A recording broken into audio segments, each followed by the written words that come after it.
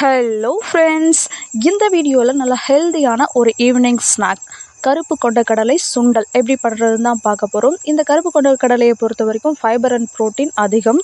So இந்த கருப்பு கொண்டக்கடலை பயன்படுத்தி நல்லா ஒரு ஹெல்தியான ஈவினிங் ஸ்நாக் கருப்பு கொண்டக்கடலை சுண்டல் எப்படி பண்ணுறதுன்னு பார்க்கலாமா? வாங்க வீடியோக்குள்ளே போகலாம்.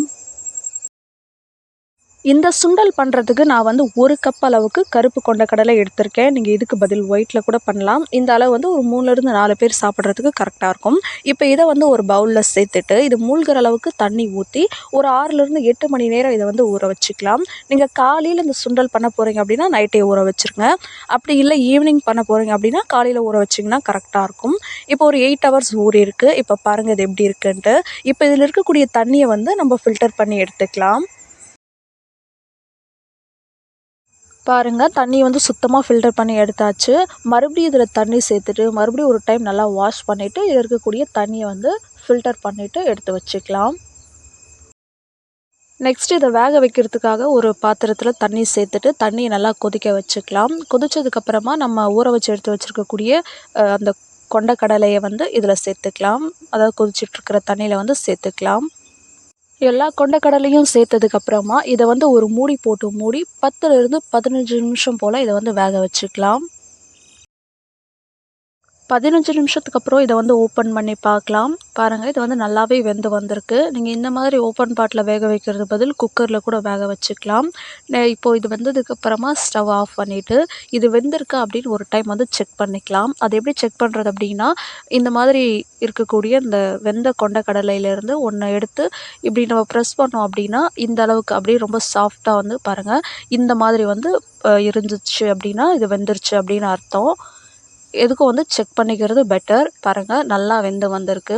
இப்போ இதில் இருக்கக்கூடிய தண்ணியை ஃபில்டர் பண்ணிவிட்டு இந்த சுண்டல் இந்த கருப்பு கொண்டக்கடலையை மட்டும் நம்ம தனியாக எடுத்து வச்சுக்கலாம். நெக்ஸ்ட்டு ஒரு கடாயில் ஒரு 2 டேபிள் ஸ்பூன் அளவுக்கு மட்டும் ஆயில் சேர்த்துக்கலாம். இது தாளிக்கிறதுக்கு நிறைய ஆயில் தேவைப்படாது.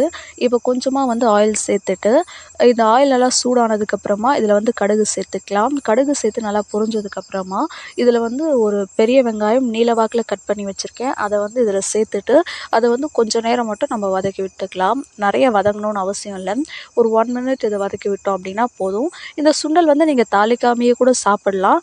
பட் இருந்தாலும் தாளித்தா கொஞ்சம் நல்லாயிருக்கும். அதனால் இதை தாளிச்சிக்கலாம். ஸோ நம்ம அந்த வெங்காயம் கொஞ்சமாக வதங்கினதுக்கப்புறமா இதில் ஒரு 2-3 வரமிளகாய் கிள்ளிட்டு சேர்த்துக்கலாம். இது கூடவே கொஞ்சமாக கருவேப்பிலை சேர்த்துட்டு அதையும் நல்லா வதக்கி எடுத்துக்கலாம். இது எல்லாமே நல்லா வதக்கி வந்ததுக்கப்புறமா நம்ம ஏற்கனவே வேக வச்சுருக்கக்கூடிய கொண்டக்கடலையை இதில் சேர்த்துக்கலாம். சேர்த்துட்டு இதை கலந்து விட்டுறணும். நான் இந்த கொண்டக்கடலையை வேக வைக்கிறப்பவே உப்பு சேர்த்து தான் வேக வச்சேன். பட் அதை சொல்ல மறந்துட்டேன். ஏன்னா கிளிப் மிஸ் ஆயிடுச்சு. நீங்கள் அந்த கொண்டக்கடலை வேக வைக்கிறப்பவே உப்பு சேர்த்து வேக வச்சுக்கலாம். அப்படி இல்லைன்னா இந்த மாதிரி நம்ம கலந்து விடுறப்பையும் நீங்கள் சால்ட்டு சேர்த்துக்கலாம். பவுடர் சால்ட்டு சேர்த்துட்டோம் அப்படின்னா கரெக்டாக இருக்கும். இப்போ இது நல்லா கலந்து விட்டுட்டோம் அப்படின்னா நம்மளுடைய சுண்டல் ரெடி ஆகிடும். இந்த ஸ்டேஜ்லேயும் சால்ட் கரெக்டாக இருக்கா அப்படின்னு செக் பண்ணிக்கோங்க. கம்மியாக இருந்தது அப்படின்னா நீங்கள் சால்ட் சேர்த்துக்கலாம்.